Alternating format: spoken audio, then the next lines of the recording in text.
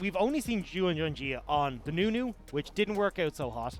But and on the Jarvan. Hey, but it was a big balls pick, you know? I know, it's big snowballs. But the thing is that the Jarvan has a lot more early game pressure to work with. So we can go for, flag and drags level 2, heavy level 3 gank pressure. So this is now where we're giving the potential to Junjia to make these plays early. I think Junjia is going to be someone I watched throughout the jungle. I've seen the Sejuani, I've seen the Nunu.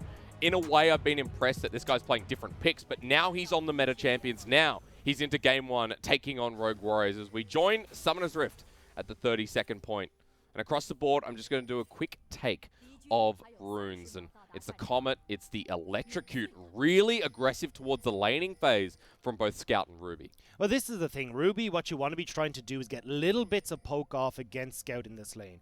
Hit the back line so then you can start to work and pushing that wave back in effectively, but still working with the poke that Comet provides. Whereas Scout, I mean, you're Zoe. You want to go for the all-in. You want to have that electrocute damage there to finish off some of these targets.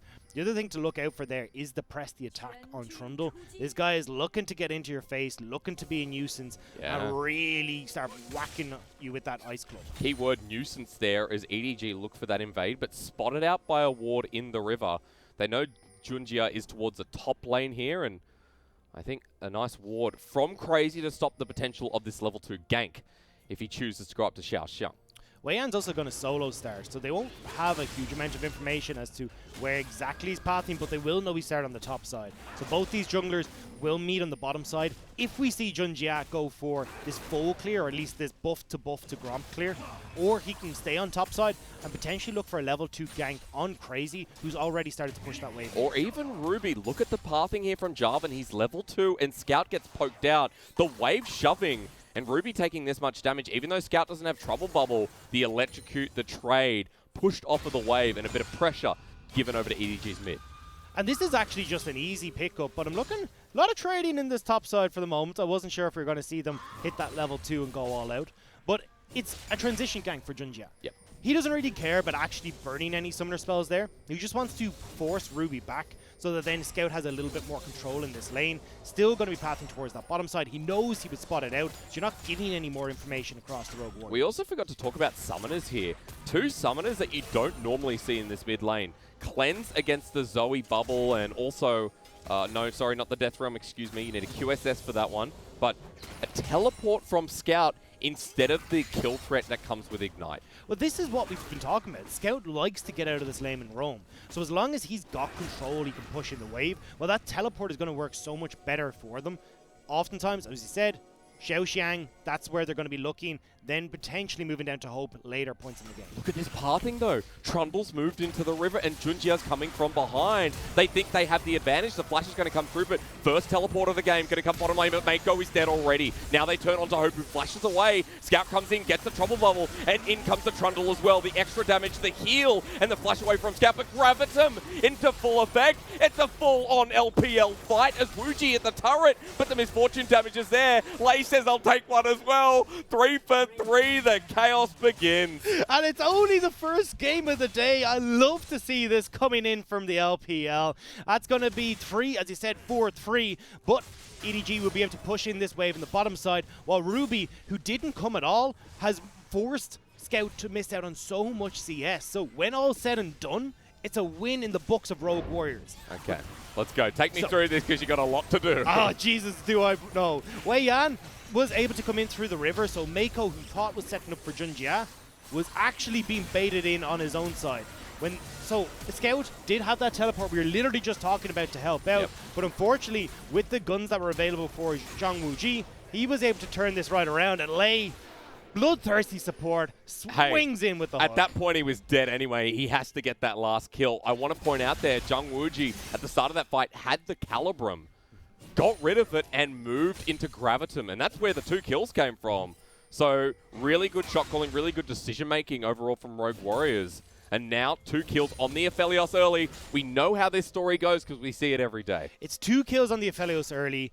He had the wave pushing in, so actually end up getting more experience in this state. And look at the levels on the mid laners. 4 on Scout versus the level 5 on Ruby. Hang on.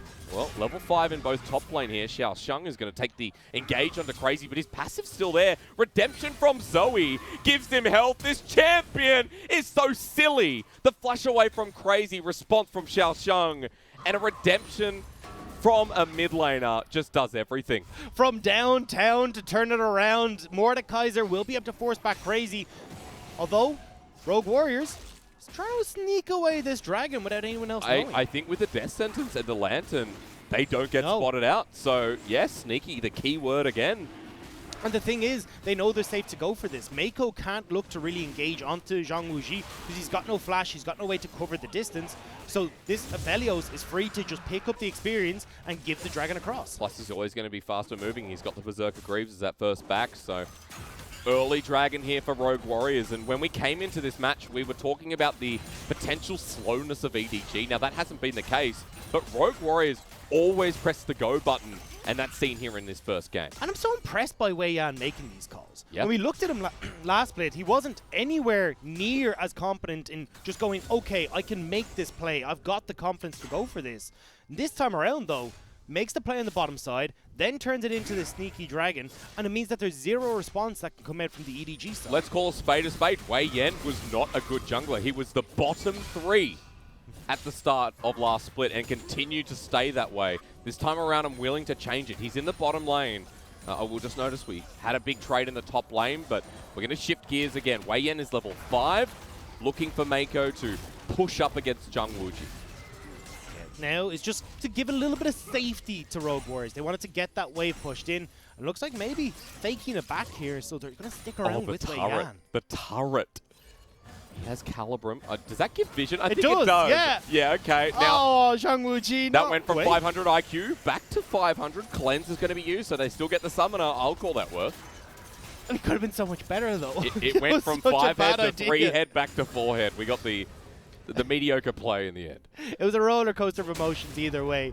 Junjia, though, is hovering on this top side, looking to try and get in to see if he can steal away the camps. You can see the blue buff has just spawned, but Crazy's coming here. I mean, he's big. He's got dominance, but Cataclysm is available, and the Mordekaiser's coming down. He doesn't want to turn this into a 1v1 just yet, but Cataclysm slows down the Renekton while Ruby's coming through with Emperor's Divide. Does he try and do the Truffle Shuffle? Yes, he does, but the Jarvan gets out. Into the Death Realm he goes. The 1 versus 1 working perfectly for Xiaosheng, but when he comes out in a second, surprise, baby, he's dead. They're still going to look for more, though. Not quite able to get the pillar onto Junjia. And that is so well played by the side of Rogue Warriors. They move late out of that bottom side once that play fails, but... Well, is he going to be okay? Good Winter's Bite here. One more hit needed, but Mako, the trade, sent right back. No Severum to heal this one up, but Wuji should be fine for now. Will be able to survive for the moment. With Mako going that low, they're not going to overcommit. Now, though, with the advantages that Rogue Warriors have gained on the top side of the map, they should be in control to go for this Rift Herald. It has only just spawned, but with Lei just making his way back to the bottom side, they may be slow on the tempo play if Mako starts to roam straight off the bat. But eyes back up to that Rift Herald. Really good control of vision through Ruby and Wei Yan early. Control ward towards the pit. Trade not going to come through here from Scout, and Ruby just walks out of that one, but with the big item purchase from Ruby in the Stinger, in the Fiendish Codex as well, and with this blue buff, Rogue Warriors still maintain control of pretty much all of Summoner's Rift at this first 10-minute mark. You can see now Mako has been the one to make the first move, but without the Moby boost picked up, whereas they were on Lei, he's now able to get to this fight. Ooh, that was a close one. Now he doesn't have the box available, but he has Flash and Ignite. Wei Yan starts the Herald, but is backing away. EDG are rotating their Zoe into the midst of this as well. Lei gets a nice flay, and Ruby says g'day over the wall. Now, Rift Herald still getting hit. Not quite the play they want to go for, though. EDG now pushing in here. Hope has set up. This could be the bullet time. Yeah, but Mako doesn't have hold. He's going to get hooked in and burnt down. Flashes away, but to no avail. The Herald goes over to Wei Yan, so that's a win in all of Rogue Warriors' books. I really thought that EDG were going to take that fight there. Go in with the Cataclysm. Everyone on Rogue Warriors was nicely grouped up for the bullet time across the top.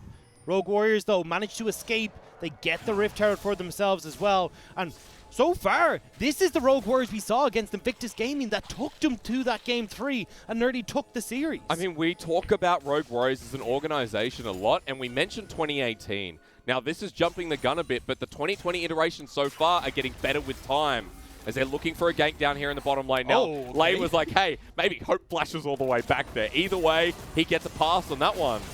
Wuji even looking for the trade. Just the Gravitum in effect, and Rogue Warriors, the bottom lane backs away. They need to be careful of where this Jarvan is. You can see hovering down on this bottom side of the map. They don't want to overextend once Mako shows as well. So far, though, Rogue Warriors, as we said, starting off nicely. We're only at the 10-minute mark. They got a 1.5k gold lead, essentially, for themselves right now. And my concern, Dagda, looking at that gold, that's a big amount, but also the Azir in this lane is in such a good position. 20 CS up.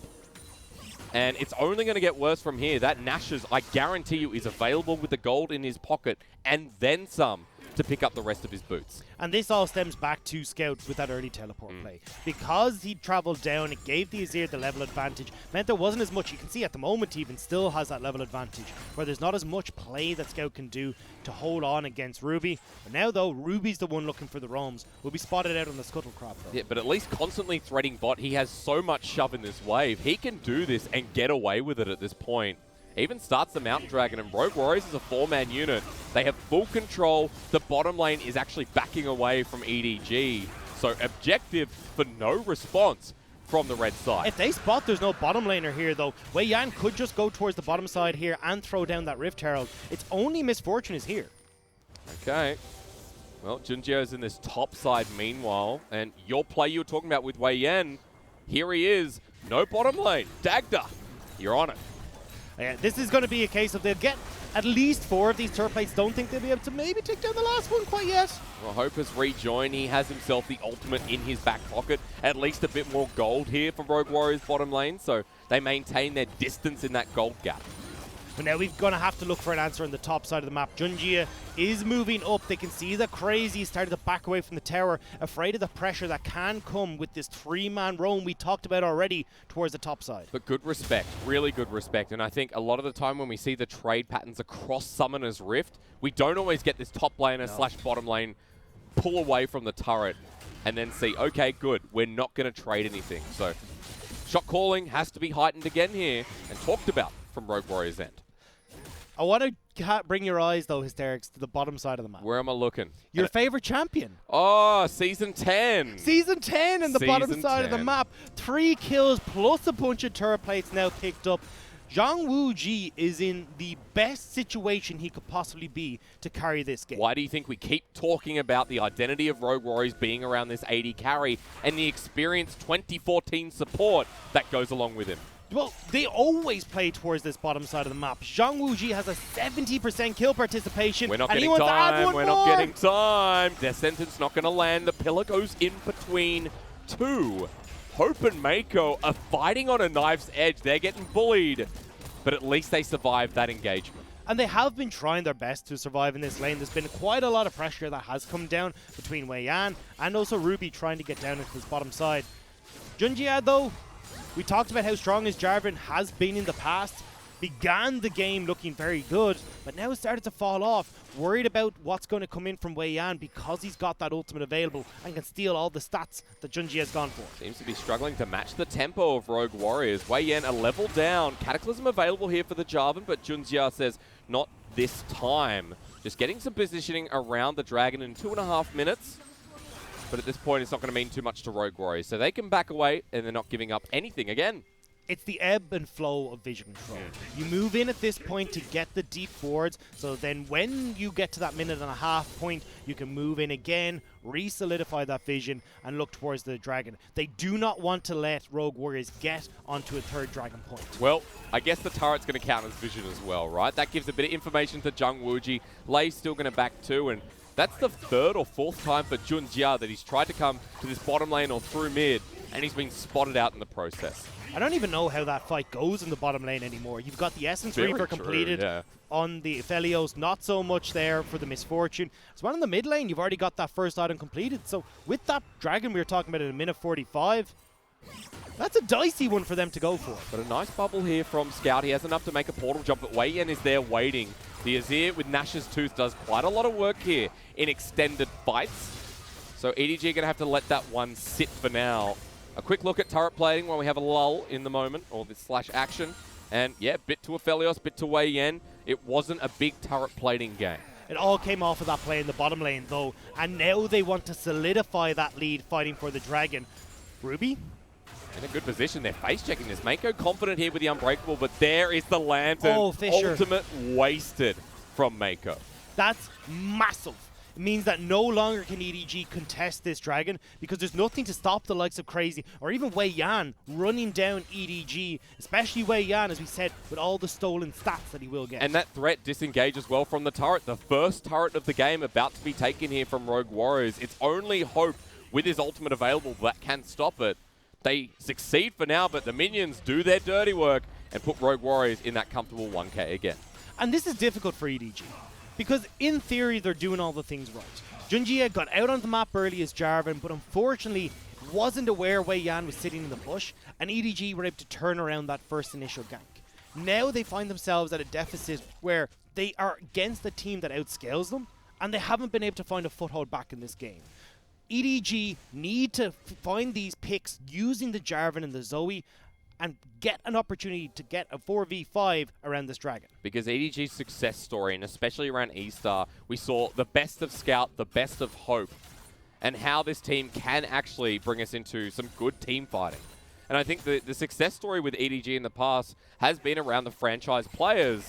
I'm going to pause myself because Mako's running in the Unbreakable first, but I don't think that blocks that much damage. Jarvan's going to go into the backline, and they've found Lei. He's down, but with the Cataclysm there and the shuffle back, Rogue Warriors get a trade. Xiaoshuang comes in with the Death Realm, but Ruby just walks away. The flash back over the wall from Ruby means he survives. And nice little paddle style to come over, but it doesn't land, so Xiaoshuang is left on his lonesome. The 4th kill going over to Zhang Wuji. Lei is yet to hit a hook that I've seen so far this game, but it doesn't matter in that situation. He can play. Yeah, he's made the play. He's got it working, at least eventually. He will fall for his sins, but it does give Rogue Warriors over the team fight, over the Dragon that we were talking about, and now they're setting up beautifully for this soul point in just a matter of minutes. Yeah, a really quick cloud to come through here. So for Rogue Warriors, with that soul point, we've also got another Herald up there as well. 3 minutes until that despawns.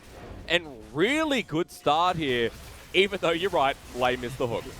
Look, it will be able to turn it around. They're able to disrupt Hope as well. That was something we didn't talk about in Tramp Select, is how successful Trundle is at preventing the bullet time. Because you just pop up that pillar, knocks the misfortune aside, and they can't follow up. That was the big factor there, where Rogue Warriors may have had lower health bars or even gone down if Hope had managed to get the full channel. I just love that Junjie was like, okay, I've got a good Cataclysm.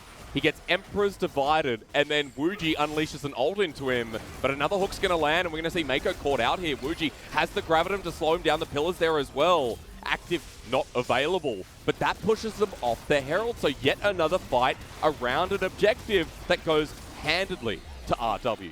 And I'm not even sure why EDG attempted to contest that. You've got Scout in the bottom lane trying to farm up, answer for one of these turrets, but overall you're giving more control over towards Rogue Warriors. If they're the ones that are allowed to accelerate the pace of this game, well, fantastic. You're going to have this Aphelios up to 3 items very soon. You're going to get this Azir to a point where he's able to take over team fights, and EDG will not have an answer for this. Oh, can't find him out there. Xiaoshuang, I believe, tried to pull him to the Death Realm, but the distance was too great in the end. So Ruby just shuffles out of that.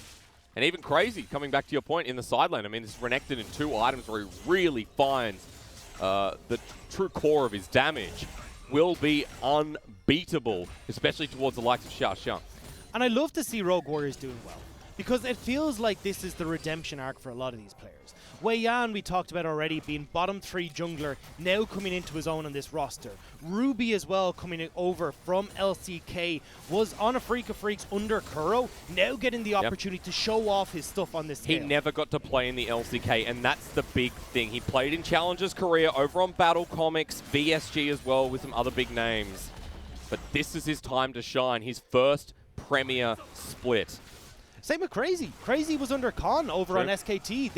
These are all people that have studied from great Korean players, and now on this roster, despite the flubs we had in the beginning, are really coming together. But at least Crazy got to play in the LCK under BBQ Olivers back in 2018. But you're right. You know, he did study under a very notable top laner who, funnily enough, is now also in the LPL. They've come over to the best region. Everyone's abandoning ship. And yes, LCK people, I know about the ship, all right? And I tell you what, there's like 2 ships in the LPL.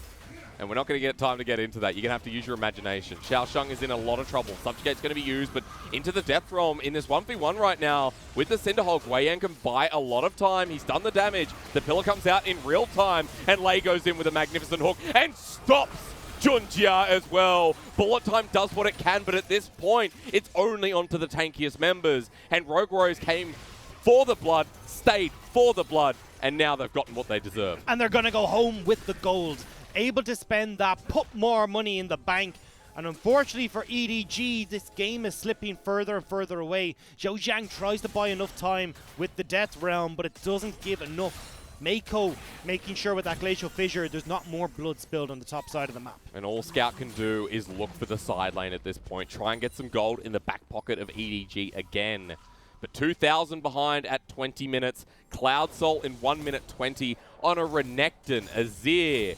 Also on the Aphelios. Like, why not? It's going to be so good for Rogue Warriors in the upcoming fights. So difficult for EDG to stop this as well. Yeah. With the push that Rogue Warriors will have with mid-tower down, fantastic. Push in the lane. We can start to bait towards Baron, have Wei Yan or even Crazy solo that dragon, and then we're in a situation that EDG is slipping behind. They have Subjugate up all the time. You've got Dominus up all the time. The Shuffle is up all the time. How do you fight this team? Banshee's Veil and Cleanse against a Zoe. The ultimate counter at this point for Ruby, who is level 13, who, with those 2 items, is going to be packing a punch. Now, look at Scout. 2 items there as well, so an opportunity.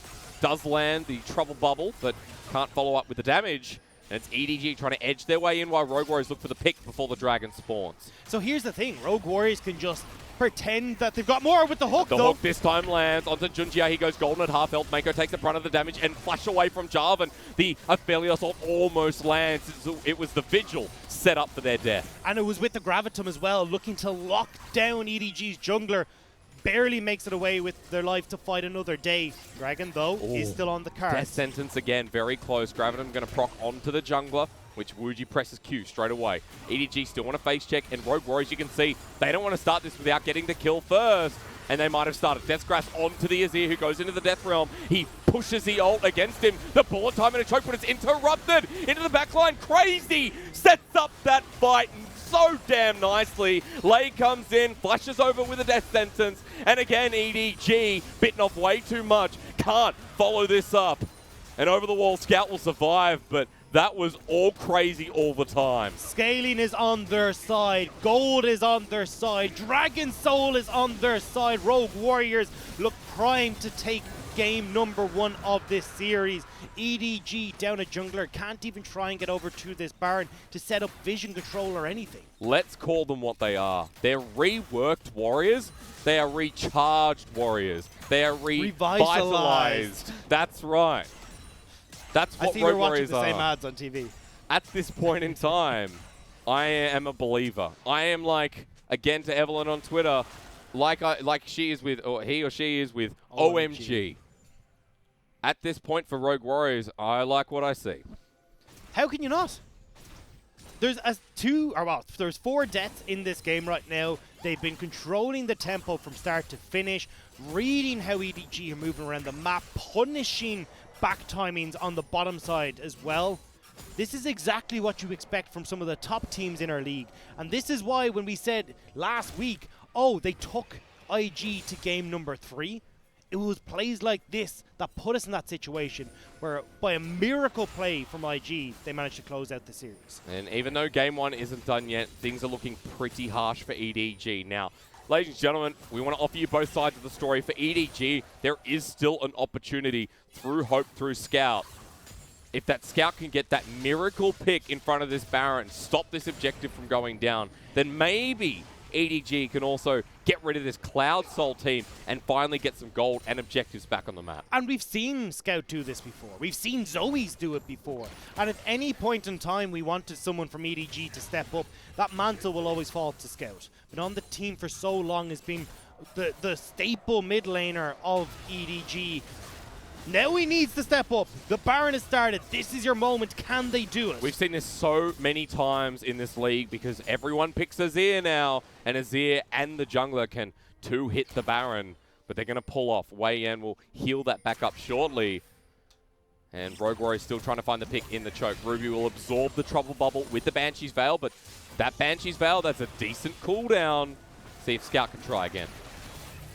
They are desperate to push in. That Azir turret will keep them in check, though, force them back underneath their own turrets as Rogue Warriors steadily gain vision in this top half of the map. Well, Calibrum is available for Jung Wooji, and he's using it quite well. There we go again. Are you ready this time? It's going to be Infernum on top. There comes the ult, and it hits everyone, so Jung Wooji gets them low. There's no follow-up from Rogue Warriors, but maybe there doesn't have to be. They've forced them back. Mako is low, goes golden to stop that said subjugate. So he'll walk away, but they're at a numbers disadvantage, and the wave crashes in. With that wave crashing, with Crazy on the bottom side of the map, Rogue Warriors have control of the Baron. EDG do not want to let up yet, though. Xiao Shang is leading the charge here. Oh, hook doesn't land, though. Rogue Warriors have done this around Dragon. They don't want to start the objective. They want to bait EDG in and then take the fight. Well, they're getting the towers regardless. Look at Crazy here. Pushing in. Nobody here to deal with them.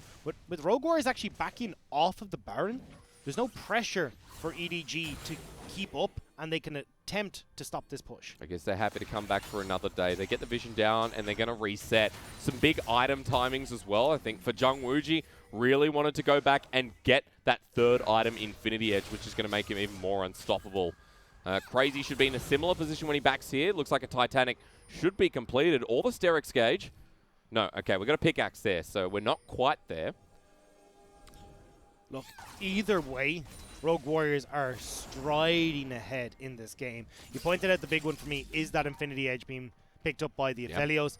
Ruby well underway as well into picking up what's going to be the, I'm assuming, Leandri's Torment, or hunting guys anyway, which I think works really well in this situation with the amount of tanks that you want to try and shred through on the opposite side. Also, let's talk Madness for a second, the passive that everyone talks about with Leandri's. For an Azir, super easy to proc, but Trouble Bubble is going to land here. Scout getting a decent amount of damage. Here goes the engage from Junjia, but the Pillar's going to come back. Subjugate is available if he wants to turn, but all they can do is poke him down and look for an engage later.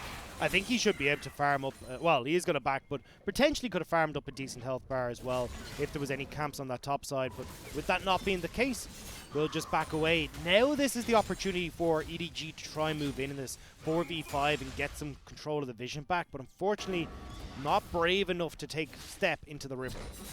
Not at this point, and Crazy brave to take on the 1v1, but I will say he's got the level advantage, and Xiao Shang knows that he's just waiting patiently for the wave to crash. So now that Crazy has priority, he's pathing up towards the top side, has to teleport, but opting to walk instead and be ready for this 5-on-5 in front of Baron. Elder Dragon is up in a minute as well. This is why Rogue Warriors are making the call. Yep. We decided we've had enough of this. We need to get this Baron before that next objective. And it's going down super damn quick. Junjia on the side. No one's zoning him out. A miracle still needed here for EDG. It's getting lower and lower. But now that Crazy's here to zone, it's going to be Trouble Bubbled. They're going to go in for the engage. Scout finds a bit of damage and electrocute. Rogue Warriors are taking a lot of damage from this. And finally, they get the TP. It looks like they wanted to bait that out. But the Baron's still aggroed. They need to get back in there. Jarvan's in there. Ball Time's in there. And the Azir will get it in the end. Looks like Ruby's the savior as they turn for the fight. Junjia is the first one to go down as Xiao Shang is in the death realm. And now he's out. And now he's dead. 2 kills for the side of Rogue Warriors with the Baron only narrowly secured. And 10 seconds till Elder Drake Hysterics. This is not over. They can run straight towards that next objective. No top laner, no jungler for EDG. Because they're nowhere near the objective either. They don't even want to contest it at this point, even with teleport available. Okay, stop pacing for a second because we're going to see how this came about. It has to be, this is the play you have to make. EDG need to make some sort of miracle here, and it goes so low. Junjia even gets the smite off, but unfortunately couldn't time it correctly. I think he smites someone else. I feel like no jungler smited. Either way. Either way, Azir is the one. He does now. Ruby picks it up, and now they've got the smite, as you said, onto the Elder Dragon. Huh. Either way, I tell you what, cutting it close. The young warriors recharged. Apparently that one sits the nicest. Elder Baron. I don't think I've called a game GG with inner turret still standing, but the way this is headed, EDG are going down fast. It's hard not to. You've got Rogue Warriors with such a large gold lead. The pressure is in their favor. The scaling is in their favor. And now they've got this map split open, and these turrets are dropping. 3 members in the mid lane, or rather 2, with Wei Yan hovering between. And at this point, yeah, look, EDG scared to walk up to the turret. Inhibitor exposed, Azir forward. And this Inhibitor will drop with it, and look at the Baron minion in the mid wave. Rogue Warriors can just transition and head down this wave as well. They're still playing it safe, though. Are wary of what Scout can do with this Zoe. Good amount of burst will shut down this play, but when you've got the Elder buff and the Baron buff, you can't even approach Rogue Warriors right now. EDG probably just thinking about game 2 here as the final push seems to be coming out now. Ultimate available for Jung Wooji as well, not level 16, but it will have to do. Scout looking for the trouble bubble to save game number 1, but the first Nexus turret is going to go down. Scout walking forward while Rogue Warriors might be looking to back away here or just wait for the next minion wave. It seems like that is the play. They need to make something happen, but I don't even know how you do this. That Elder Dragon is going to ruin everything. Junjia in for the engage. Cataclysm there as well, but now he has to back away while Ruby jumps forward, cleanses away, sends them backwards, and the shuffle does it again. Onto the execution time with the Elder Dragon. Oh, don't steal the pentakill. It's a quadra in the end, and a Rogue Warriors game 1 win. And they turn